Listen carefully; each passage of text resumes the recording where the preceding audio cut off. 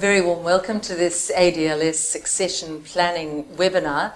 I'm Liz Gunn, and with me today I have Emily Morrow and John Clark. I was for about 25 years a senior partner in a large law firm in Vermont. And I would say during the last 10 of those years, I had in mind the fact that I probably wanted to have another career at some point in my life. So the consulting work is often with law firms or lawyers? It is. What sort of work is it? It's not directly about the technical legal side, is it, Emily? You're right. It's focusing on the non-technical capabilities and decision-making that correlate closely with long-term success in the practice of law. So things like business planning, communication skills. Yes. Yes. Because I spoke to quite a lot of lawyers as part of my own research for interviewing you both. And I got that feeling quite a lot that lawyers feel a tremendous vulnerability about even owning up to the thoughts about retirement. Could this take away their control of the very process of retiring because people will suddenly count them as less important? Do you think that's quite a factor too? I really do, and I think there is a deep-seated fear that if you begin to make any movement in the direction of segueing out of your practice, let us say, that your client base will fall off, that your stature in your firm will diminish, your stature in the community. There is a quality of it being a taboo topic. In the article that I wrote I guess about a year ago or so about the retirement vortex in Law Talk, it was that visual image of this kind of spinning vortex with all these different strands coming off the center, and that at the center of it is a deep-seated anxiety. A sort of black hole. And those strands coming off, let's look at that image of the vortex you had. The strands coming off represent the things John was talking about, aren't they? Absolutely. The financial practicalities. What else? What are some of those other strands? Obviously there's the identity, there is the notion of mortality. There are existential issues.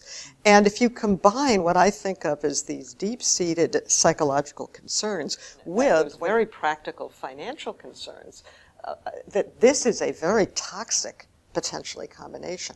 On the other hand, if an individual can begin to view this as an enormous opportunity to reinvent self, as opposed to retire into the distance, then it is a completely different experience. I think that it is incumbent on the lawyer who is thinking of selling his or her practice to begin conversations with firms that might be interested well in advance of the date of departure.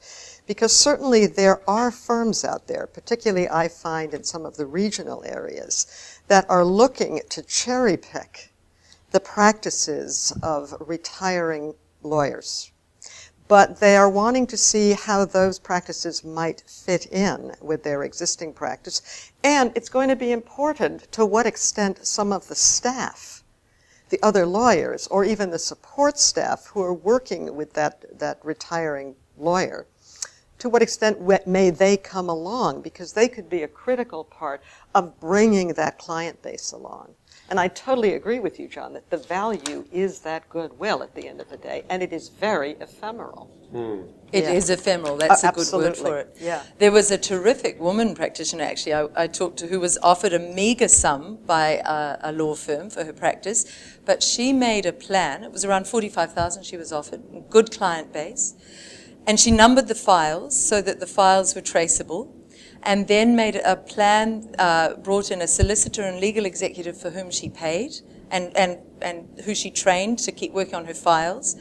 Over the following year, she got something like $250,000 of an income stream as a proportion of the work on those files, where she would have been paid up front $45,000. So this was an arrangement where she was segueing. She was segueing into a bigger firm from a sole practitioner business. Yeah. And then she managed to keep a traceable file workload and was paid a percentage of that, paid two people to keep that going within the bigger firm, and yet still made a good income that she would never have made with an upfront payment. See, what she did was, very shrewdly, I would say, she looked critically at her practice and she said, it's a business as well. Yes. And if I were going to transfer ownership of this business, what exactly would I need to do to quantify the value so that it becomes not theoretical for the purchaser, but in fact it can be determined in quite a crisp, clear way? Absolutely. Yeah. And great model. And I think that, the point that you make, John, is that this really is not one size fits all. It is not a prescriptive process. It is done best when it is tailored to the financial, the psychological, the personal, the professional, all of the needs of the individual. And just elaborate on that, Emily. So you really have to spend time knowing yourself. If your anxiety levels are high, absolutely, the walk out and turn off the lights option is great. It could be. And so there is a level of introspection, I would say, that is very appropriate here. And for many people, that is confronting. That is quite confronting. And often my role in working with someone in that process is to begin to almost parade the horribles, to just put them out on the table and say, look at them, they're really not so frightening as you might think. Give us some examples of those horribles. Just the financial concerns. A lot of times what I find is that people will identify that as making it impossible to consider doing what they really want to do because they can't afford to do so. So one of the things we might do is actually look at the person's finances. I'm a former estate planner. That's exactly what I used to do with people, is tease that stuff apart and look at it with a really objective perspective. I mean, I think what the third-party resource can do at the end of the day is look more critically and more dispassionately and less emotionally reactively at whatever the realities are. It's almost like holding the mirror up. What about these existential fears? Let's take some of those out and look at those more. Emily, if you'd like to begin, some of the horribles that you talked about. Yeah. Well, I think one of probably the deepest ones is this notion of who will I be and what will I do if I'm not getting up every morning and putting on my suit or whatever it is you do before you drive to the office and there you are. And to begin to envisage a life after the practice of law, to contemplate that as a possibility, and then to begin to pull together some of the practicalities associated with that. And a lot of times in my work with people, what I do is I ask very direct questions that create an opportunity for the individual to talk about, to speak about wherever the friction in the system is. As you said, John, and you're totally right, I find this all the time, that the fear of, am I going to have enough to live on, the financial fear, kind of overwhelms all the other fears. But it is kind of a pyrrhic fear in many cases, although in some cases it's very real. What are some of those direct questions you might ask if I come to you and say, I've got this desire to retire, but it overwhelms me? What would be Well, I mean, a very direct question would be, what are your deepest fears? What holds you back? Let's make a list of those and look at those quite objectively. Are people generally able to download those quickly, or does that take quite a process? It takes some inward fishing around sometimes, I would say. But in the context of a confidential discussion with someone like myself and John, who have walked that path, speak the language, we've practiced in law, we've done this, we can kind of debunk some of those concerns. Mentoring can take the form of many different things, perhaps, Emily, books, reading widely. Absolutely. There are many interesting resources out there. And one of the things that I always encourage people to do, and it's tying in with what you were saying, John, is to try to articulate what their core capabilities are.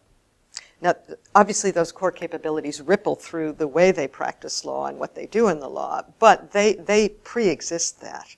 And the notion that of having lost touch with those. Is that where some of those personality tests can be useful? Could be, yes, absolutely. The Myers-Briggs. Myers-Briggs and so forth. And how do those core capabilities coalesce into something that's very appealing for you to be doing in whatever the next iteration of yourself is? Can either of you give me some good examples of people you've worked with who have gone from a very straitjacket existence in successful law practice to a far more creative, perhaps far more fulfilling later life? Yeah, well, I mean, I can speak personally, certainly from that. What I looked at in myself was that I had excellent communication skills and relationship building skills. I was able to go into situations and resolve conflict and get people to support the success of people doing their very best in whatever situation they were in.